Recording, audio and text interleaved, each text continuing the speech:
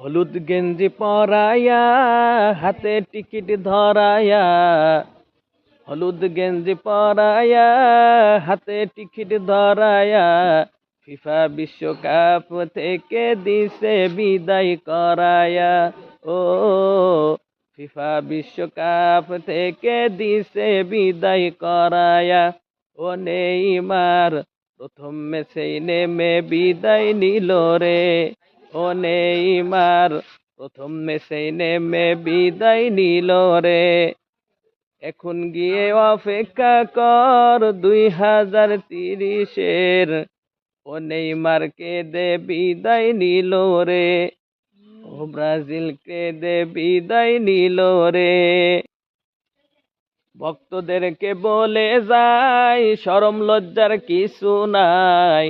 ভক্তদেরকে বলে যাই শরম লজ্জার কিছু নাই। ঠান্ডা পাইয়া সবাই ছিল ঘুমায়া।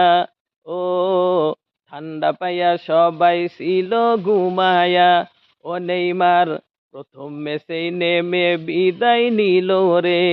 ও নেইমার প্রথম ম্যাচে নেমে বিদায় নিল রে। এখনো সময় আছে আর্জেন্টিনা ব্রাজিল ছাড়ো, তওবা করে নবীর আদর্শ ধরো। এখনো সময় আছে ব্রাজিল আর্জেন্টিনা ছাড়ো, তওবা করে নবীর আদর্শ ধরো।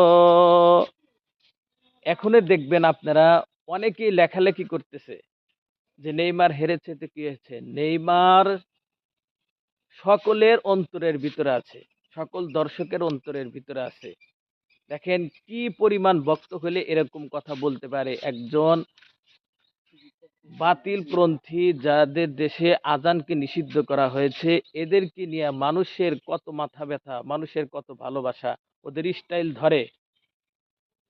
আর্জেন্টিনা ব্রাজিল যে দেশে মুসলমানদের আল্লাহর ধ্বনি আজান এটা নিষিদ্ধ, সেই দেশকে আমরা এত মহাব্বত করি, ভালোবাসি, অথচ যে নবীর সুপারিশের কারণে আমরা জান্নাতে যাব, সেই নবীর আদর্শ আমাদের অন্তরের ভিতরে নাই।